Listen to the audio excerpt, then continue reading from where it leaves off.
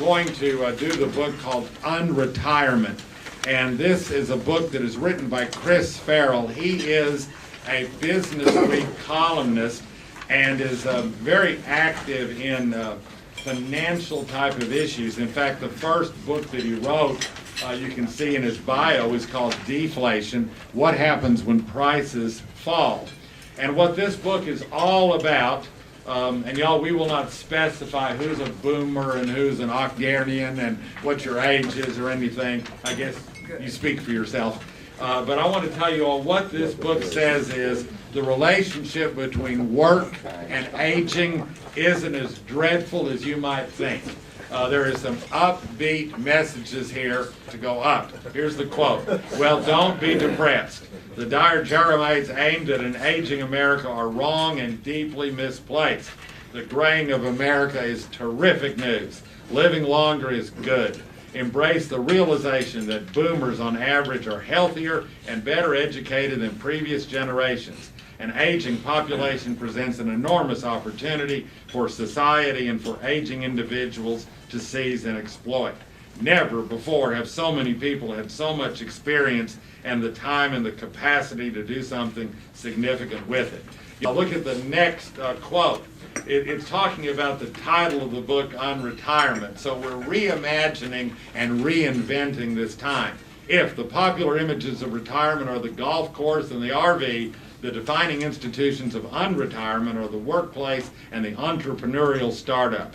The unretirement movement builds on the insight that a better educated, healthier workforce can continue to earn an income well into the traditional retirement years. A series of broad, mutually reinforcing changes in the economy and society is making an aging workforce more of an economic asset than ever before. And then I love this quote, like your grandfather's vacuum tube radio set, the image of America debilitated by old age belongs to a different economy and society. Let's read three more things here.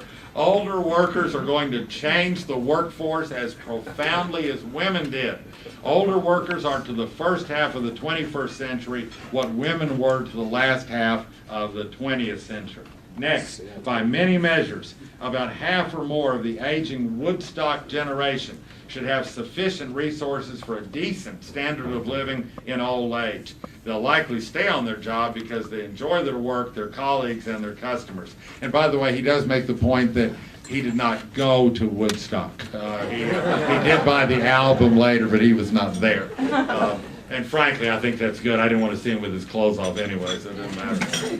Entrepreneurship. Older people start businesses more than any other age group. The share of new business formation by the 55 to 64 year age group is up 14.3% in '96 to nearly 25% in 2013. And later he talks about how much that can grow in the future as, in fact, older workers take their knowledge and their skills and wisdom into the marketplace and start their own business.